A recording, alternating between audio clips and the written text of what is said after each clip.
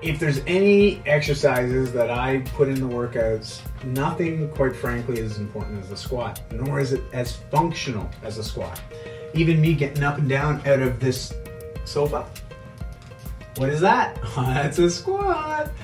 You probably also know other parts of your house where you tend to do that movement quite often. The day you lose the ability to do that unassisted, lifestyle changes, right? So let's talk about the squat. We want to start in a good neutral position. Put the feet a little bit wider than hip width. And again, this will vary depending on your mobility and your hip flexibility, your back, just how your body's moving. Also, if you have any limiting injuries or whatnot, you might have to modify this slightly, and we'll talk about that in a sec. Let's get the feet set up. Maybe pigeon toe your toes out slightly. When I say pigeon toe, just churning them out externally just a little bit. Want to maintain the weight in the heels.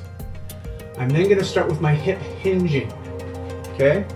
I want to hinge away from me, meanwhile, I'm trying to keep my chest nice and proud, my core slightly engaged. I'm going to lower my center of gravity down.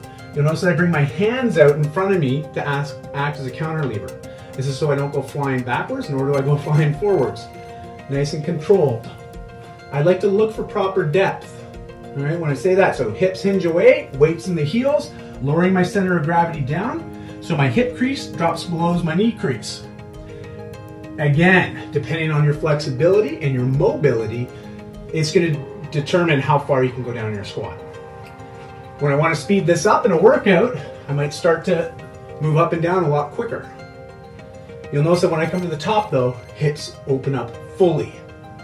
Want to really make sure that happens. Don't want to see any of this, because I see a lot of people doing this for the people that I coach. They go up, down, and they think that's a squat. That's not the full range of motion. We want the full effect, okay?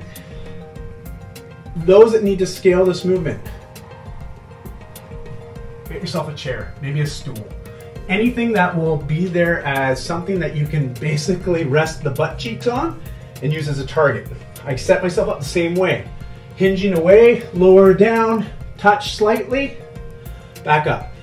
Remember before when you were doing lunges, we have that little kneecap just kisses the ground? Same idea, you just want the butt cheeks just to touch and then back up. With clients that I work with that have very limited ranges of motion or find this movement very difficult, I simply grab pillows. I start to then increase the height at which they're going to lower themselves to, until we find a place where they feel comfortable enough to do the movement for the set amount of reps for the duration of the workout. And over time, as you become more accustomed and you become a little bit fitter and the mobility improves, we can remove some of these little things as my hamster starts running his wheel. MJ, quiet. He's really good at squatting.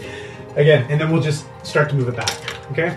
Simple enough, pretty straightforward, but the squat is a functional movement that you're gonna learn to love, because when you become proficient at doing this, hey, you can sit anywhere.